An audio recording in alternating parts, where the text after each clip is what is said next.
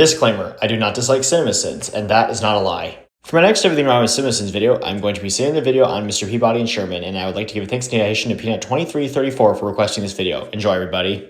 Disney. Not sure that joke works with this particular video, since Mr. Peabody and Sherman came out 5 years before Disney bought Fox. Forcing your already overworked animators to create a bespoke Sherman minus Peabody DreamWorks logo when a still picture of the Fisher Boy on the moon for 5 seconds would have done the damn job just fine. But if Sherman wasn't on the moon, there wouldn't be a specific logo theme that DreamWorks would be going for to fit with this movie, since they did that with their previous movies, such as this one from Rise of the Guardians.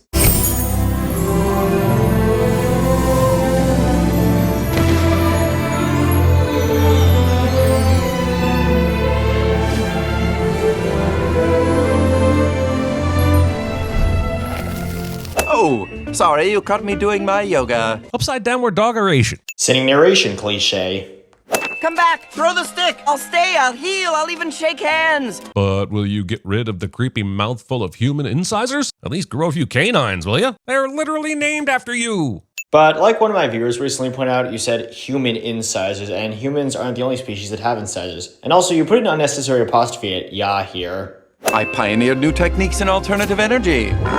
It takes us less than 3 minutes to get to the movie's first fart joke, and I think that's a record even for DreamWorks. But in your videos for Shrek 2 and Home, which you did before this film, you pointed out that this kind of humor began in less than 5 minutes. So it coming in less than 3 minutes here shouldn't be a surprise to you.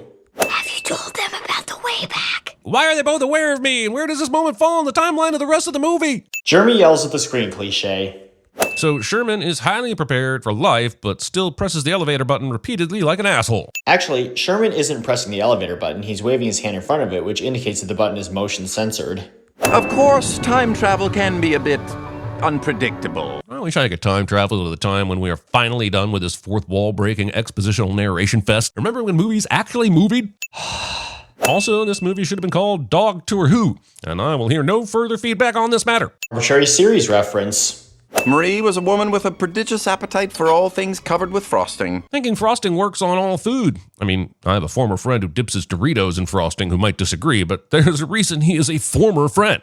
Chitty chitty chat chat, shit chat. This calculation is fine, but how would he know that the manhole would rotate around and let him fall into the massive sewer system like this? Better question, should I have my groceries delivered or go to the grocery store in person? I know it's an entirely unrelated question to the movie, but I'm already checked out and thinking about the next thing. Admits that that question was unrelated to the movie, yet still gives us into the movie regardless. Oh, this water tastes terrible! Interestingly, that's not water. You see, the joke is that the kid drank sewage. I wonder sometimes if kids' movies know that laughter and dry heaving aren't the same thing. But they do, because I've seen scenes in animated movies that are specifically supposed to gross us out and not make us laugh. And here's an example of that. We gotta get our mouth guard, people!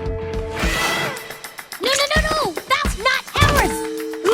This sucker machine that knows it only needs the dress-up clothing to be removed instead of all the clothing. Well, yeah, since the WABAC is programmed to provide them with the appropriate clothes for whatever time period they travel to. Using present day as if it means anything. Is it 2024? Is it when the movie was written? When that text was produced? When the movie released? Now, when someone asks me when Mr. Peabody and Sherman takes place, I will not have an answer. How are any of us supposed to go about our normal daily routine without this information? Firstly, the present day phrase is meant in the context of the movie, meaning it's set during Mr. Peabody and Sherman's present. Secondly, the movie specifically takes place the year it came out, 2014. Your dad's a dog, so you're a dog too. You know what the movie didn't cover in its opening 5-minute narration-a-thon? How everyone in this universe, past and present, knows and accepts that Sherman's dad is a talking dog named Mr. Peabody. It's like the Paddington Principle, except in a movie that sucks. No, it doesn't. Whatever the f*** that pile of horrendous dog shit is. Jeremy has never heard of Sloppy Joes. Animated movie uses a picture to morph into an expositional and/or emotional montage over a sappy song in order to get the runtime to 90 minutes cliche. Jeremy invents a cliche that he'll only ever use for this one-time cliche. Also, this memory montage highlights a series of adventures that only prove Mr. Peabody has placed his child in serious danger over and over and over and over. Sending the beautiful boy montage for any reason at all. P&S go back in time and use their foreknowledge of events to catch this Jackie Robinson home run, probably to sell it on eBay. And have we learned nothing from Back to the Future 2? You and I remember Back to the Future 2 very differently.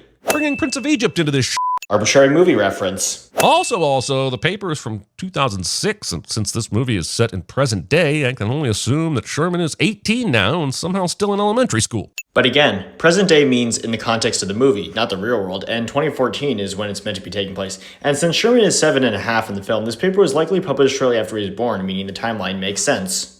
Just a little Dungeness crab with a passion fruit basil concassé, some truffled quails and a juniper berry reduction, and baked Alaska. Mr. Peabody isn't my personal chef in this scene. Sitting something you like. Sitar. Steel drums. Trombone. Xylophone. Djembe. Calliope. Oh, thank God this asshole father asked for a series of musical numbers so we could have further proof that Mr. Peabody is better than all of us. You labeled Penny's dad as John here on your yellow text. His name is Paul, not John. Oboe. Piccolo. Tuba. Dobro. Slide whistle. Yodeling. Hurdy-gurdy. Ocarina. Harmonium. Musical saw. You know what? This has been great. It has not. Firstly, Paul was being sarcastic when saying, "This has been great." Secondly, you put a double space between dad and continuous and capitalized the first letters of musical and saw here. But a complete waste of time. Fair. Sitting something you agree with. He calls it the WABAC. WABAC is an acronym for Wormhole Activation and Bridging Automatic Computer, but WABAC really looks like it should be pronounced WABAC. If nothing else, be consistent with the A sound and call it way bake, as in, I'd have to be way baked to enjoy any of this movie. Yet another sin of you implying that you don't like watching movies, and so I think I'll give out my award here.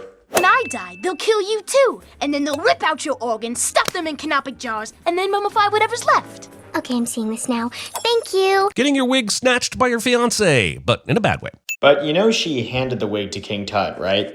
These tombs are lined with hieroglyphics designed to assist the pharaoh's souls in their journey to the afterlife. And they may assist us as well. Right, if you can read them, there's a more confident chance Sherman would interpret something like this as a group of Halloween characters arguing over whether or not to return to shore after an ugly seagull landed on their boat. But considering how good Sherman is with history due to all his way back adventures with Mr. Peabody, I don't think he'd view this that way, Jer. Oh, this depicts the god Anubis sailing the boat of Ra to the underworld. It appears the boats of Ra are the key to our escape. Conveniently jumping to correct conclusions based on the first picture you see on a wall is convenient. Considering that Mr. Peabody is a very smart character... Aha. That was easy. Refer to the previous sin. We pay tribute to the sun god Ra! Deus Ex, this handmade megaphone should not have this level of amplification or reverb enough. Really, Jeremy? The solution was literally being established in the previous scenes with Mr. Peabody and Sherman escaping the pyramid, and a Deus Ex Machina is supposed to be a solution to a problem that comes from nowhere without any prior setup. Runaway bride! Mona Lisa, smile! My best friend's wedding! Sorry, I thought we were yelling out beloved Julia Roberts movies that actually suck. Jeremy yells at the screen cliche. I'm flying! But Sherman, you don't know how to fly! I don't? I'm not going to play Jeremy's sin here because I just want to point out that he put an unnecessary comma between but and Sherman here. What's happening? The writers decided that we needed more examples of how terrible a father Mr. Peabody is and gave us a black hole in space with which to punctuate that fact. But he's not that. He has some flaws, but in general, he's a good and loving father.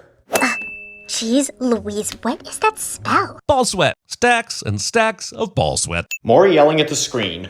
FYI, a lot of heroes have father issues. Tell me about it. This movie is a kid's movie with a time-traveling dog in it and still somehow managed to be about daddy issues. Yelling at the screen. Again.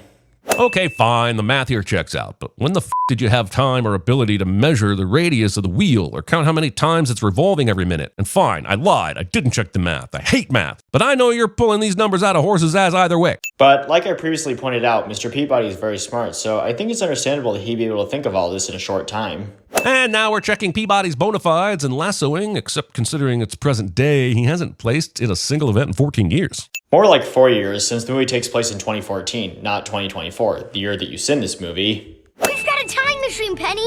I can set it so that we'll get home when Mr. Peabody is still there. We finally arrived at the moment when the time travel movie admits there are zero stakes and nothing matters because time machine equals God mode. Not really, because the scene you're talking over gives two reasons why. The first is that Penny reminds Sherman that you aren't supposed to travel to a time in which you exist, and the second is that the WABAC says that doing that could alter the fabric of space-time. Toga party? Yes, it is a toga party! The scene does not actually contain a toga party. And you know that that's because he's lying, right? Sherman, I've got to get you out of here before you touch yourself. We got masturbation jokes in a kid's movie, y'all. Sinning that really funny adult joke. Hey, where'd the other two go?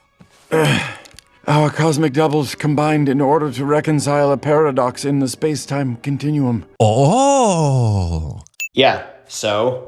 I don't know what just happened here, but I know it was wrong! Me saying this movie's use of the space-time continuum somehow makes it into the script. Jeremy says something random, cliche. If we set the way back for the future and go very, very fast, we'll create our own gravitational field that's equal and opposite to the rip in the space-time continuum! I mean, honestly, you could have just played the Peanuts adult voice noise over this explanation and it would have made as much sense. I don't think so. I need to reprogram the way back. All right, Mr. Peabody. That means you have to drive. A single father has to learn to trust that his adventurous son can do things on his own and let him go. Is every animated movie just Finding Nemo now? No, because there are animated films that don't have that, such as The Adventures of Tintin, Spirited Away, The Princess and the Frog, and Up. Yes, Mr. Peabody? I love Skip! You gotta be kidding me. And here's the results, everybody. This in total is 206, and the sentence will be altered time frame. Thank you for watching, everybody, and have a nice day.